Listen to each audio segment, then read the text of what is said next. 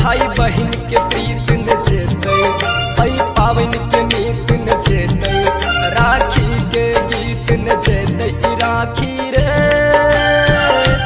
राखी बंधन छे भाई बहन के इहे संगम छे।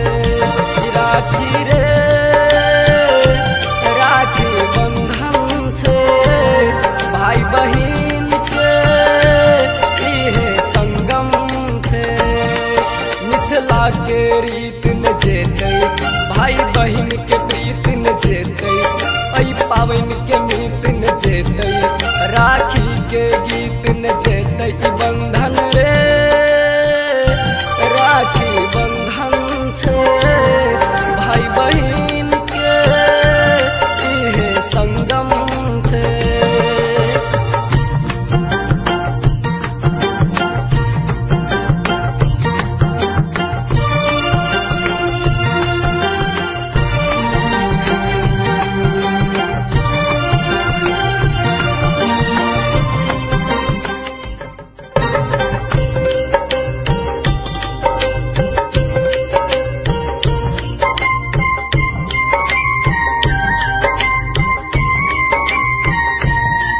दुनिया में भाई बहन के साथ कहियो न छूटे,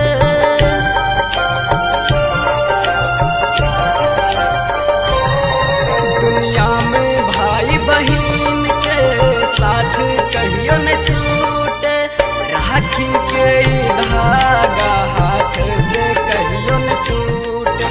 साल भर पर आबै छै ममता बाँट के जाय छै, सुंदर दुलारा भाई से रक्षा करे कही जाय छै। ई बंधन रे राखी बंधन छे भाई बहन के इहे संगम छे। राखी रे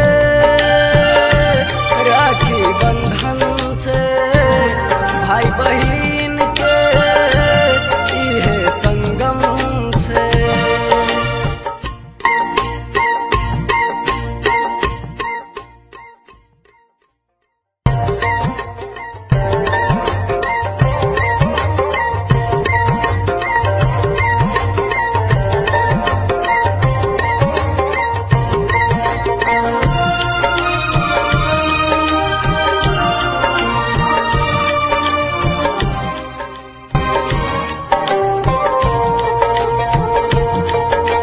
बाँट रहल छै प्यार अपन भाई बहन मिल के,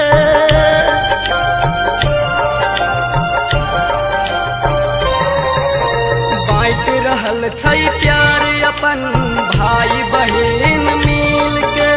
रक्षा करू बहन के भैया यौ सब दिन के। मिथिला के गौरव छै राखी ई पावन छै, रमेश मंडल के इहे गावन छै। ई बंधन रे राखी बंधन छे भाई बहन के इहे संगम छे। ई बंधन रे राखी बंधन छे भाई बहन के इहे संगम छे। मिथिला के रीत न जेतै, भाई बहन के प्रीत न जेतै, ऐ पावन के मीत न जेतै, राखी के गीत न जेतै। ई बंधन रे राखी बंधन छे